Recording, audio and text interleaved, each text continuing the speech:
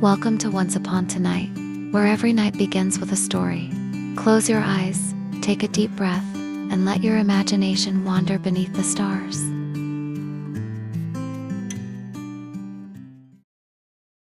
There was once a man named Ellis who lived in a village surrounded by fog. Not the kind that stayed for a morning and lifted with the sun, but the kind that lingered, day after day, as though the sky had forgotten how to be clear.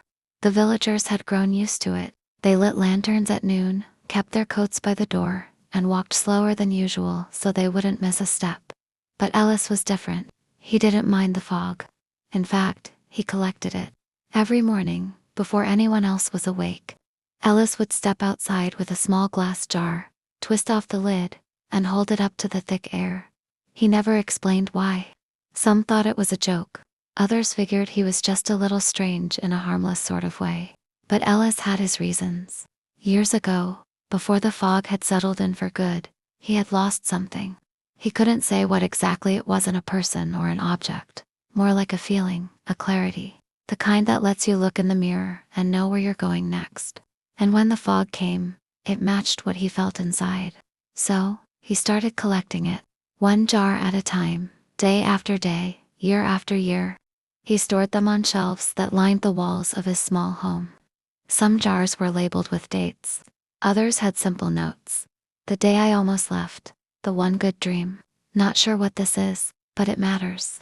Visitors would sometimes ask, "Do you think the fog will ever go away?" And Ellis would smile and say, "Maybe not all at once, but piece by piece, maybe." Then one spring morning, something changed. Ellis opened his window and, for the first time in years, a single beam of sunlight stretched across the floor. Not bright, not loud, just enough to notice. He stood for a while, jar in hand, and didn't move. Then he took one of the older jars, one labeled the heavy kind, and walked to the hill behind his house. He unscrewed the lid, and instead of collecting, he let it go. A slow silver wisp rose into the air, then thinned and vanished. The sunlight remained. Each day after that, Ellis released one more jar. Always at sunrise. Always with care. And the fog began to change. Not disappear, but shift. Lighten. By the end of that year, you could see the tops of the hills again. By the next, the outlines of trees. And every time someone asked what had happened, the villagers would smile and point to the man with the jars. The one who never rushed the fog, but knew how to let it go. In a quiet part of the world where the rivers moved slow and the trees grew wide and tall, there was a village known for one strange thing. Its bridge only worked at night. By day, it looked ordinary enough. A small wooden bridge stretched across a narrow stream, its planks faded and worn, its rope railing knotted and fraying. But try to cross it in sunlight, and no matter how far you walked, you'd always find yourself back where you started. People had accepted it, built paths around it, called it the useless bridge for years. But then someone crossed it. It was a boy named Lynn, about 16, quiet and kind, the sort who listened more than he spoke. He had grown up hearing the stories, had even tried crossing the bridge himself as a child, only to end up laughing with his friends when it led him in circles. But one night, after a long walk beneath a moonlit sky, Lynn stepped onto the bridge without thinking. And this time, he didn't end up back where he started. He reached the other side. He didn't tell anyone at first, just walked home quietly and thought about it. The next night, he went back, crossed it again, still worked. By the third night, he stayed a while. On the far side of the bridge was a patch of wild grass and a stone bench half covered in moss.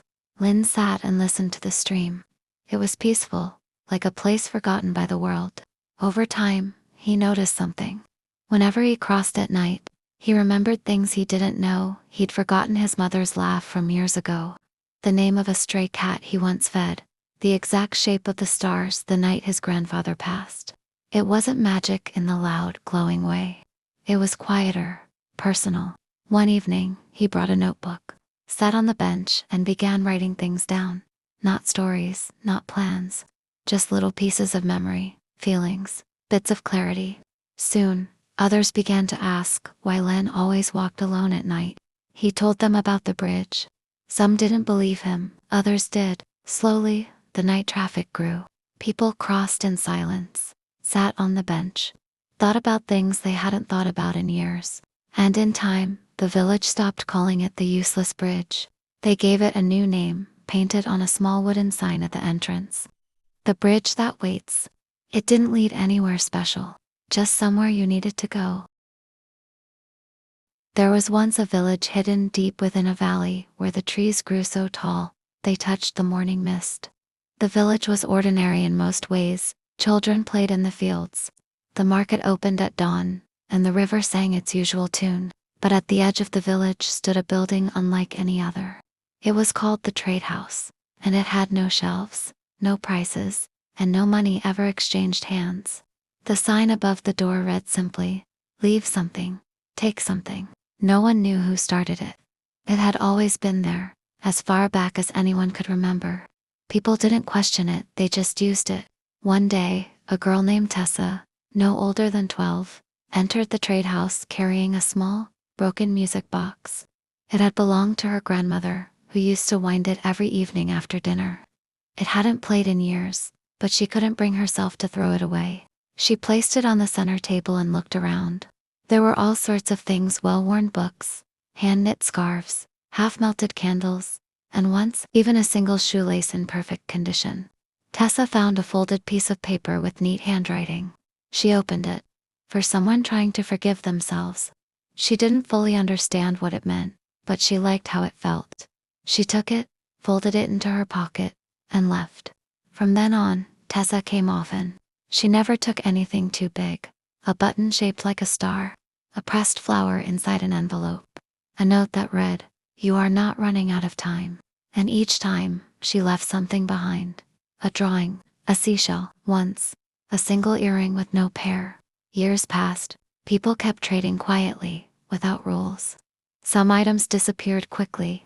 Others sat for months before finding the right hands.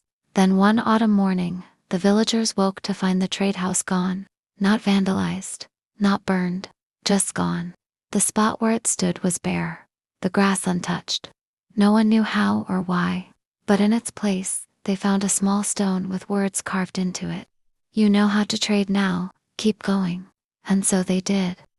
People began leaving things in baskets by their doors, on benches tucked into tree trunks or tied to lamp posts. Small, thoughtful objects waiting for the right person to find them. The village hadn't lost the trade house. It had simply outgrown the walls.